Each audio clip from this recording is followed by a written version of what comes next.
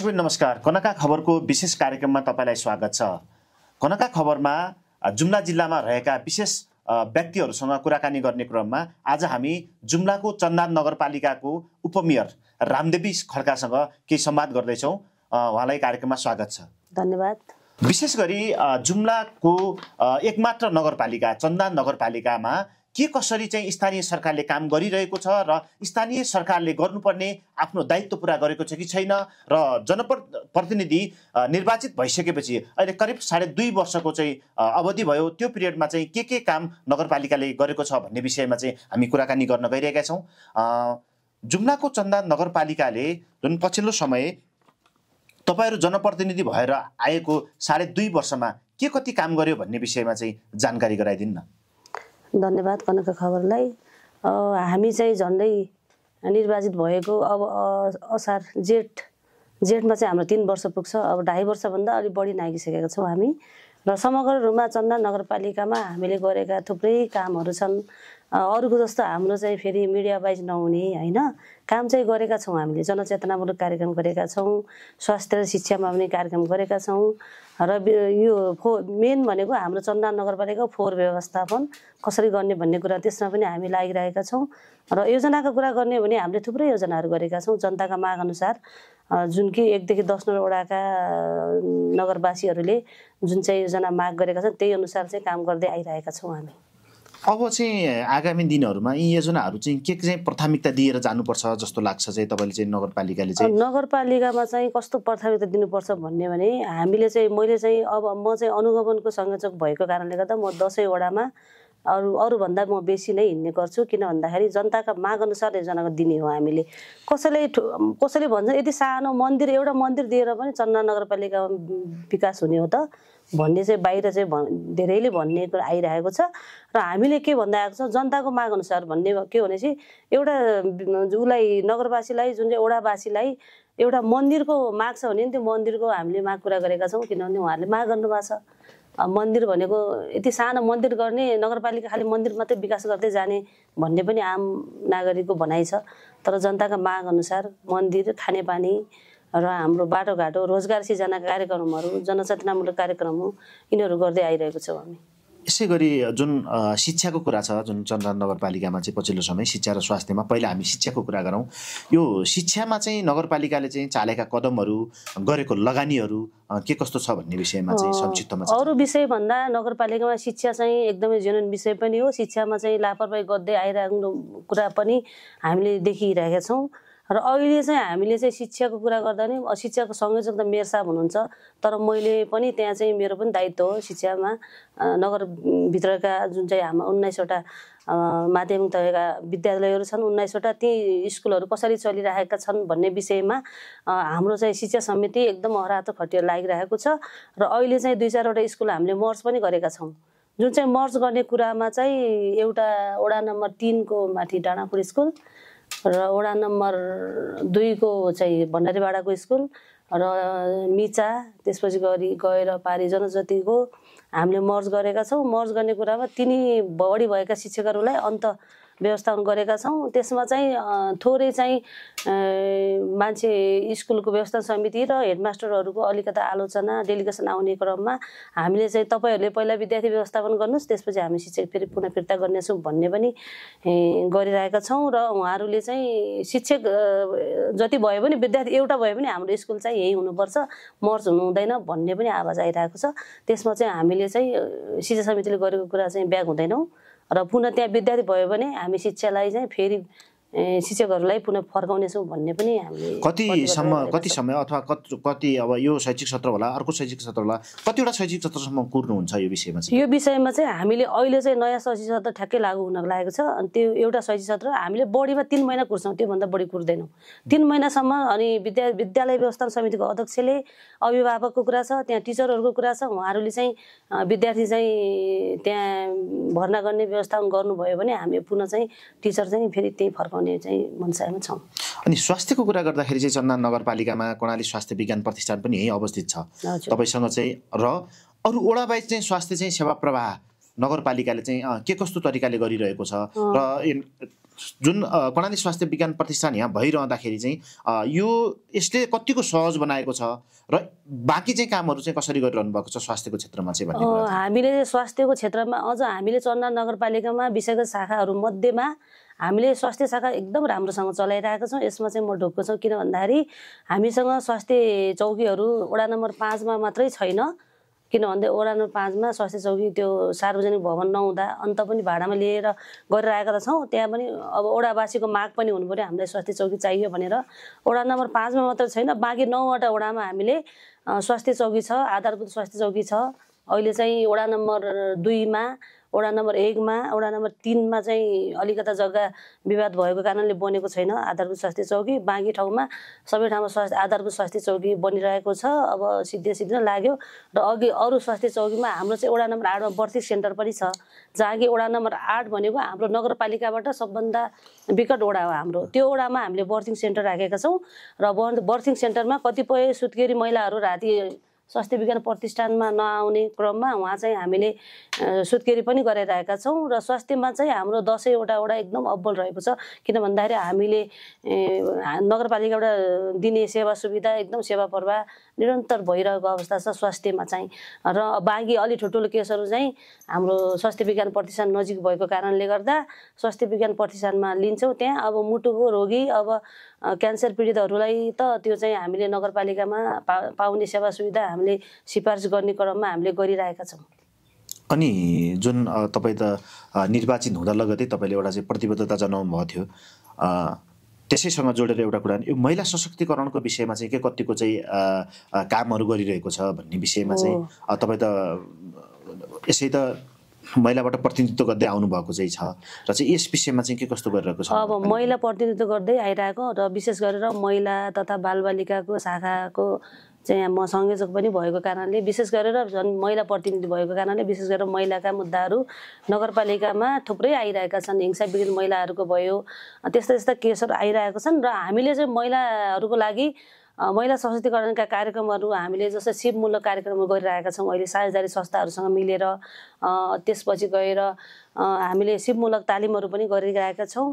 र यो अल्पकालीन अल्पकालीन सेभ हाउस हामीले बनाउने जमर्को गरेका छौँ। त्यसमा चाहिँ मैले मेरो जग्गा चाहिँ वडा नम्बर 6 मा भएको जग्गा छ, त्यो जग्गा चाहिँ हामीले हस्तान्तरण गर्ने नगरपालिकालाई, र नगरपालिकाले एकदम राम्रोसँग चाहिँ त्यो अल्पकालीन सेभ हाउस चाहिँ एकदम राम्रोसँग चलाउने मेरो चाहिँ अहिले पद हुँदाहुँदै तर म लागिरहेको छ। त सरकारी काममा के हुँदो रहेछ भने आफ्नो जग्गा मैले सित्तैमा दिन्छु भन्यो भने अब प्रक्रिया ढङ्ग अगाडि जाने भएको कारणले गर्दा अस्ति मात्रै हामीले यहाँ मालपोत कार्यालय, नापी कार्यालय र सिडिओ कार्यालय, सिडिओ साहबलाई भनेर मिटिङ राखेर चाहिँ मेयर साहबको अध्यक्षतामा हुने रहेछ, त्यो चाहिँ हामीले तल सामान्यमा पठाएको छौँ। पहिला चाहिँ क्याबिनेटको मिटिङ बस्नु पर्थ्यो, अहिले चाहिँ सामान्य प्रशासनबाट हुने भएको कारणले गर्दा अब त्यो जग्गा भोलि पर्सि नै पास हुँदैछ।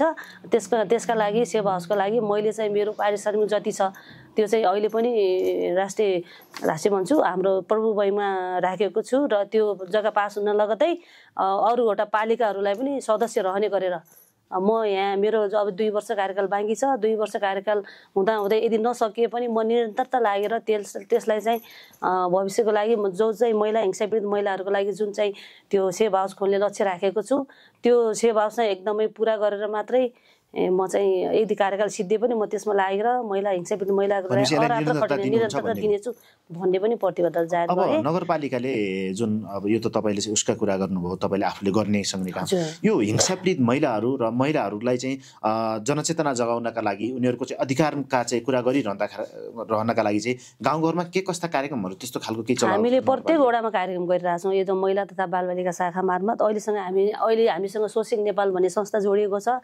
त्यो संस्था जो कि महिलाहरूको लागि मात्रै काम गर्ने संस्था हो।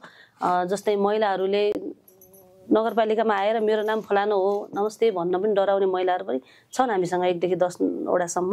त्यस्ता महिलाहरूको लागि हामीले सिपमूलक तालिम, जस्तै अब उहाँहरूलाई जीविकोपार्जनको लागि, रोजगार सिर्जनाका लागि जस्तै कृषिमा आधारित कार्यक्रमहरू जस्तै च्याउ खेतीहरूको लागि भयो, तरकारी खेतीको लागि भयो, त्यसपछि हामीले सिलाइ कटाइ तालिम, त्यस्ता कार्यक्रम थुप्रै गरिरहेका छौँ। महिलालाई पनि महिलालाई। यसैसँग जोडिहालौँ, यो चाहिँ नगरवासीहरूका लागि रोजगारका लागि चाहिँ महिलालाई त भन्नुभयो, अरू चाहिँ समुदायका लागि चाहिँ रोजगारका लागि चाहिँ के कस्तो चाहिँ कार्यक्रम नगरपालिकाले ल्याएको छ र सँगसँगै नगरपालिकाले आफ्नो आर्थिक विकासका लागि अब जस्तै नगरपालिकामा इन्कम स्रोत भयो भने त रोजगार दिन त सजिलो भयो, त्यो भएको हुनाले चाहिँ नगरपालिकाले आफ्नो आर्थिक उन्नतिसहित रोजगारको चाहिँ के कस्तो व्यवस्था? अब यस्तो छ, हाम्रो चाहिँ नगरपालिकामा पहिलाको तुलनामा हामीले चाहिँ हाम्रो आर्थिक स्रोत भनेकै राजस्व उठाउने हो, जो चाहिँ राजस्व चाहिँ हाम्रो नगरपालिकामा नगरवासीहरू पनि अलि सचेत भएको अवस्था छैन।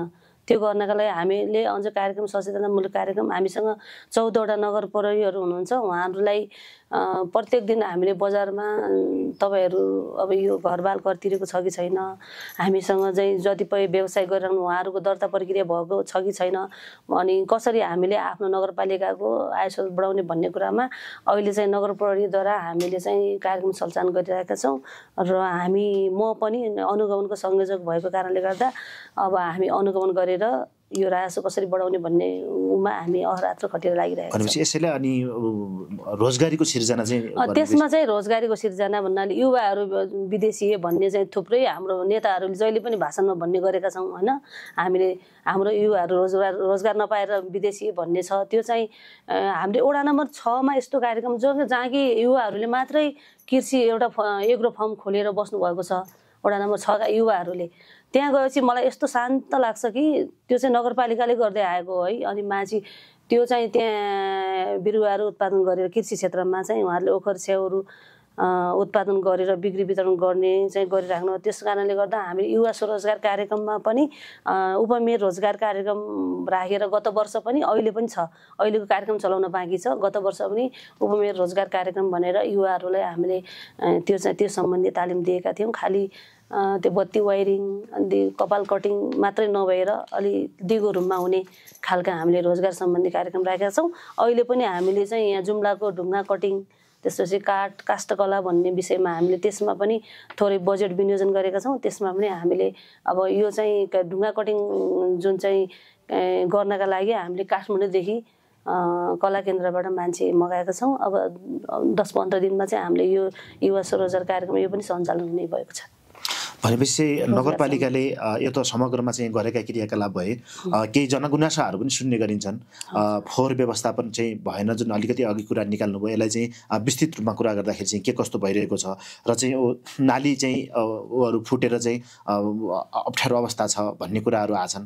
यी कार्यक्रमहरू चाहिँ जस्तै अहिले बजारमा चाहिँ केही सडकहरू चाहिँ स्तर उन्नति भएको छैन भन्ने कुरा छ, नगरपालिकाले यो विषयमा चाहिँ कार्यक्रम के कस्तो तरिकाले चाहिँ अगाडि बढाएको छ अथवा चाहिँ काम गरेको छ कि छैन भन्ने विषयमा चाहिँ जानकारी? एकदम यो चाहिँ हामीले चाहिँ सबभन्दा हामीले प्राथमिकता दिनुपर्ने भनेको फोहोर व्यवस्थापन हो। 1 नम्बरमा हामीले फोहोर व्यवस्थापन गर्दै आइरहेका छौँ र डम्पिङ साइटको कुरा के भएको छ, वडा नम्बर 2 मा थोरै कुरा हामीले त्यहाँ चाहिँ वन समितिसँग कुरा नमिलेको कारणले गर्दा अहिले डम्पिङ साइट रोकिएको छ।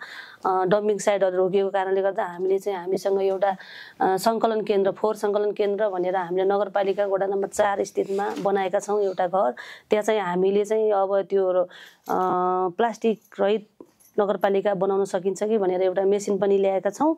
त्यो मेसिन अलि सञ्चालनमा छ र बाँकी एउटा सिसाको मेसिन पनि अर्डर गरेका छौँ, सिसा पेल्ने, त्यहाँबाट चाहिँ सिमेन्ट उत्पादन हुने भन्ने चाहिँ छ। त्यसमा पनि लागिरहेका छौँ। र बाटोघाटोको कुरा गर्दाखेरि अहिले चाहिँ नगरपालिकाकोबाट हामीले 1 देखि 10 नम्बर वडामा नगरको बजेट कोही वडामा 5 लाख 10 लाख गर्दै बजेट नपुग्ने कारणले गर्दा हाम्रो बजेट कम मात्रामा हुने भएकोले हामीले सङ्घ प्रदेशसँग हामीले आग्रह गरेर हामीले चाहिँ अहिले चाहिँ यो सहरी सदनबाट हाम्रो 50 करोडको जो चाहिँ प्रोजेक्ट छ, त्यो प्रोजेक्टले चाहिँ अहिले नगरपालिकाको एउटा बिल्डिङ, त्यसपछि रङ्गशाला, वडा नम्बर 8 को वडा कार्यालय र अहिले बाटो जुन चाहिँ वडा नम्बर 5 पनि हिजो पनि तपाईँ देख्न सक्नुहुन्छ, आज पनि यसो गएर हेर्दा हुन्छ।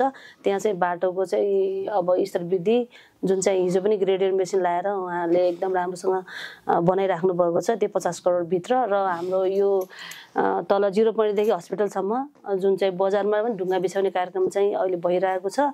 अरू हामीले सङ्घ र प्रदेशमा हामीले अनुरोध गरेर चाहिँ नगरपालिकाभित्र भएका चाहिँ बाटोघाटो चाहिँ अबको 3 महिनामा एकदम चिल्लो हुन्छ भन्ने लाग्छ मलाई। यो त 2 वर्षको पिरियडमा चाहिँ तपाईँ कतिवटा स्थानहरूमा जानुभयो होला, अरू पनि नगरपालिका देख्नु भएको छ होला, तर हिमाली जिल्लाका नगरपालिका र स्थानीय तह सञ्चालन गर्नका लागि चाहिँ जुन तराईमा भएका नगरपालिका सुविधा सम्पन्न भएका नगरपालिका सञ्चालन गर्न र यहाँ भएका नगरपालिका सञ्चालन गर्नका लागि चाहिँ तुलनात्मक रूपमा तपाईँले चाहिँ कस्तो खालको चाहिँ महसुस गर्नुभयो? मैले चाहिँ तुलनात्मक रूपमा धनगढी उपमहानगरपालिकामा पनि गएँ, म वीरेन्द्रनगर सुर्खेतमा पनि गएँ।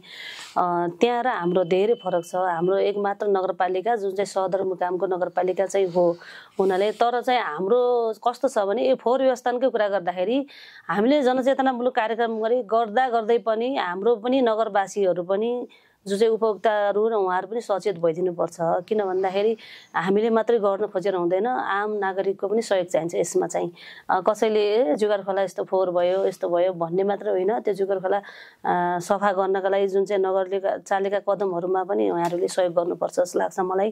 जस्तै अहिले जुगाडा करिडोर बनिरहेको छ, अबको हाम्रो जुम्ला बजारको चन्दा नगरपालिकामा रहेको जुगाड खोला एकदम सलल बगोस् सफा होस् भन्ने हामी सबैको चाहना हो। त्यसमा चाहिँ अब काम गर्ने सिलसिलामा तराईभन्दा पहाडमा हिमालमा चाहिँ अलि गाह्रो छ।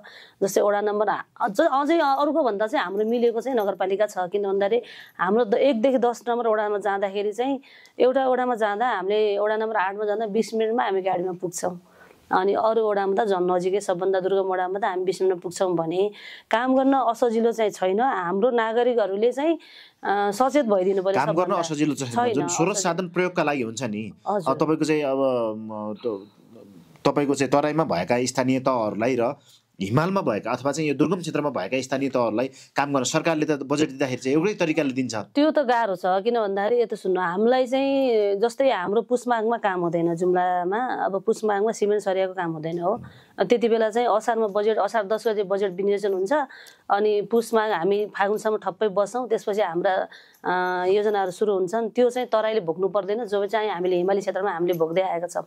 त्यो चाहिँ हामीले बारम्बार हामीले स्थानीय तहले हामीले प्रदेश सरकारले पनि भनेको छ, जहाँ कि हामीलाई चाहिँ यो असार मसान्त नगरिदिनुहोस् भनेर। किन भन्दाखेरि असार मसान्त चाहिँ अरू पालिकाहरूले अरू तराई क्षेत्रहरूले किन भन्दाखेरि उहाँहरूलाई पुसमाको त्यो चिसोको कारणले काम नहुने झेल्न पर्दैन। हामीले चाहिँ जस्तै हिमाली क्षेत्रका पालिकाहरूले झेल्न पर्छ, किन चिसोको कारणले हाम्रो सिमेन्ट सरियाको काम हुँदैन। त्यो कारणले गर्दा हामीले चाहिँ हाम्रो काम असारमा एकदम चापाचाप हुने, अनि र बाहिरको भनाइके छ भने असारे बजेट यति बेला उहाँहरू एकदमै अरू बेला चुप्प लाएर बस्ने, अहिले असारमा यस्तो चापाचाप गरेर काम गरेको क्वालिटीयुक्त हुन्न भन्ने पनि आम नागरिकको भनाइ छ। तर त्यसमा चाहिँ सबैले बुझिदिनुपर्छ जस्तो लाग्छ। किन भन्दाखेरि चाहिँ पुस मसान्त हुनु पर्यो, होइन भने असार मसान्तमा हाम्रो 3 महिना मात्रै हामीले काम गर्न पाउने अवस्था हुन्छ। यो नगरपालिका सञ्चालनमा चाहिँ तपाईँले देखेका 2 वर्ष 2.5 वर्षमा चुनौतीहरू के देख्नुभयो? चुनौतीहरू सबभन्दा त मैले फोहोर व्यवस्थापनको चुनौती देखेको छु। किन भन्दाखेरि हामीले स्थानीय तहले अरू त बाटोघाटो बनाउने सङ्घ प्रदेश पूर्वाधारहरू छ, गरिहाल्नुहुन्छ उहाँहरूले। हामीले आग्रह गऱ्यौँ भने हामीले चाहिँ नगरपालिकामा सबभन्दा फोहोर व्यवस्थापन गर्नु चाहिँ एकदम चुनौती छ। त्यो चाहिँ गर्न पाए भने नगरपालिका सफल हो के। भनेपछि अरू कुरा चाहिँ ठिक छ, अरू कुरा चाहिँ ठिक छ, विकासको कुरामा चाहिँ हामीलाई नभएको कुरा चाहिँ छैन। किन भन्दाखेरि खानेपानीको चाहिँ सदरमुकाममा समस्या छ। खानेपानीको समस्या त यो खलङ्गा खानेपानीले अहिलेसम्म चाहिँ पुर्याएकै छ, र बाँकी धौलीघाट खानेपानी पनि हामीसँग प्रोजेक्ट छ। त्यो प्रोजेक्ट अब ठाउँ ठाउँमा अहिले पाइप बिछिरहेको अवस्था छ। अबको 1-2 वर्षमा धौलीघाट पनि सायद सञ्चालन होला, आयो भने नगरवासीले पर्याप्त खानेपानी हुन्छ। र आगलागी कुरा पनि हामीले ठाउँ ठाउँमा फायर फाइटिङ राख्ने गरेका छौँ अहिले धौलीघाट। अब जहाँ चाहिँ दमकल जाने ठाउँ नभएको बस्तीहरूमा हामीले प्रत्येक बस्तीमा एउटा फायर फाइटर राख्ने भन्ने पनि हामीले अहिले योजना पहिला थिएन। अहिले हामीले रिक्वेस्ट गरेर यो चाहिँ धौलीघाट खानेपानीसँग हामीले फायर फाइटर राख्न पनि लागेका छौँ। भनेपछि यो जुन फोहोर व्यवस्थापनको कुरा गर्नुभयो, चुनौतीको कुरा गरिरहँदा अरू त चलिरहेकै छ, धौलीघाट खानेपानी आयोजना चलेकै छ। केही हदसम्म यो खलङ्गा खानेपानीले पनि व्यवस्थापन गरेको छ होइन। अब यसको समाधान भनेकै धौलीघाट खानेपानी आयो भने चाहिँ केही भएका समस्याहरू समाधान हुन्छन्। तर फोहोर व्यवस्थापनका लागि चाहिँ समस्याको चाहिँ यो जडैदेखि चाहिँ समाधान गर्नका लागि चाहिँ नगरपालिकाले अथवा तपाईँ जनप्रतिनिधिहरूले अथवा चाहिँ नगरवासीहरूले अथवा सम्बन्धित निकायले के गर्नुपर्छ जस्तो लाग्छ? सम्बन्धित निकायले सबभन्दा त हामीले डम्पिङ साइटको व्यवस्था गर्नु पर्यो। त्यसमा चाहिँ वडा नम्बर 2मा भएको जुन चाहिँ त्यो ल्यान्डफिल साइट छ, त्यो ल्यान्डफिल साइट जाँदाखेरि हामीलाई बाटो कच्ची छ, त्यहाँ बाटोको अवस्था ठिक छैन, जहाँ कि त्यहाँको जनताहरूले भन्न पनि स्वाभाविक कुरो छ। अब बाटो कच्ची छ, यहाँबाट फोहोर लाँदाखेरि अनि बाटो अनि गाडी हल्लिएर फोहोर खस्दै जान्छ। त्यो खस्दै गयो भने फेरि त्यहाँको जनताहरूले हामीलाई नगरपालिकाले यस्तरी फोहोर दिने वडा हो, हामी फोहोर हाल्न दिन्नौँ। अब त्यहाँ त अब सिस्टममा पनि त्यस्तै छ नि, हामीलाई फोहोर भयो यसो माग त भइहाल्छ त्यहाँको। र त्यो बाटो चाहिँ हामीले त्यहाँ माथिसम्म पिच गर्न पाइदियो भने डम्पिङ साइडको व्यवस्था हुन्थ्यो जस्तो लाग्छ।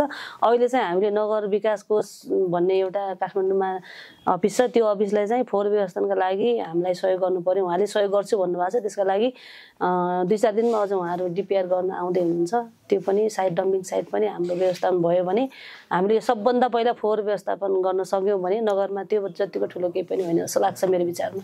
अरू विकास भन्ने कुरा त सबै अफिसबाट हामीले अनुरोध गरेर सहयोग गरिराख्नु भएको छ अनि गरिरहेको पनि छौँ।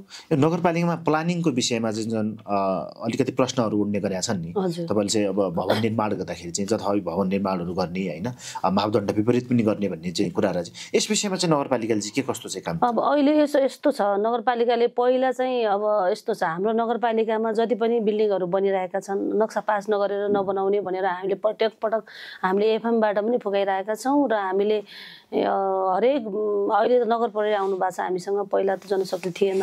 अहिले घर बनिरहेको ठाउँमा तपाईँहरू नक्सा पास गरेर मात्रै घर लगाउनु है भनेर हामीले नगर प्रहरी पनि हामीले पठाइरहेको अवस्था छ। तर यहाँको जनसमुदायको कुरा गर्दाखेरि उहाँहरू चाहिँ बैंकिङ कारोबार गर्दाखेरि मात्रै नगरपालिकामा आएर नक्सा पास गर्ने अनि बाँकी कुरामा आफूले नपरे चुप लाएर बस्ने चाहिँ छ। त्यसका लागि उहाँहरूलाई चाहिँ हामीले प्रत्येक घरमा गएर नगरपालिका घर स्टार्ट हुनुभन्दा अगाडि जब नक्सा बन्छ त्यसपछि नक्सा पास गरेर मात्रै घर अगाडि बढाउनु। त्यस विषयमा त नगरपालिका चाहिँ अलिक कडा रूपमा प्रस्तुत हुनुपर्ने जस्तो अब चाहिँ हामीले 1-2 चोटि चाहिँ उहाँहरूलाई सुझाव दिने हो। अब उहाँहरूले नगरपालिकाले दिएको सुझावहरूलाई मान्नु भएन भने हामी चाहिँ त्यो कानुनी रूपमा चाहिँ जान चाहिँ बाध्य हुन्छौँ। भनेपछि अबका दिनहरूमा कानुनी रूपमा जननगर प्रहरी पनि भइसकेको छ। हजुर। अब यो भनेपछि अब तपाईँ 1 वर्षसम्म सिके भन्नुभयो होइन, अब चाहिँ मेयर पाए पनि चलाउन सक्नुहुन्छ? अब मजाले सक्छु, किन नसक्नु? भनेको मतलब नसक्ने त हुँदैन। उपमेयर भएको मान्छे खारिएर मेयर चलाउन मजाले सक्छ, नसक्ने कुरै हुँदैन। तर चाहिँ जिम्मेवारी चाहिँ सरकारले मेयरभन्दा उपमेयरलाई धेरै छ। कार्यकारी पद चाहिँ मेयर हो, तर चाहिँ जिम्मेवारी चाहिँ उपमेयर उपाध्यक्षले धेरै छ। भने अन्तिममा अहिले समग्रमा गरेका कुरामा केही समीक्षा गर्नु छ तपाईँलाई? समग्रमा त्यही नै हो, समग्रमा आफूले गरेका कुरा भन्ने हो होइन, हामीले बढाइचढाइ गर्नु छैन, केही छैन। तपाईँहरूले यथार्थ आम नागरिकले पनि नगरपालिकामा के भइरहेको छ हामीले बढाइचढाइ गरेर हुँदैन, उहाँहरू प्रत्यक्ष देख्नुभएको छ। किनभने हामी जनतासँग प्रत्यक्ष काम गरिरहेको जनप्रतिनिधि हो, यसमा समीक्षा खासै गर्नुपर्छ जस्तो लाग्दैन मलाई। जे छ त्यही हो। धन्यवाद तपाईँलाई हाम्रो कन्नगा खबरमा आएर चाहिँ 2 शब्द राखिदिनु भयो, तपाईँलाई विशेष धन्यवाद। धन्यवाद तपाईँहरूलाई पनि हाम्रो यो कार्यक्रम हेरिदिनु भयो। आगामी दिनहरूमा पनि विशेष व्यक्तिसहितको चाहिँ प्रस्तुति ल्याएर फेरि पनि आउने नै छौँ। अहिलेलाई बिदा दिनुहोस्। हस्, नमस्कार।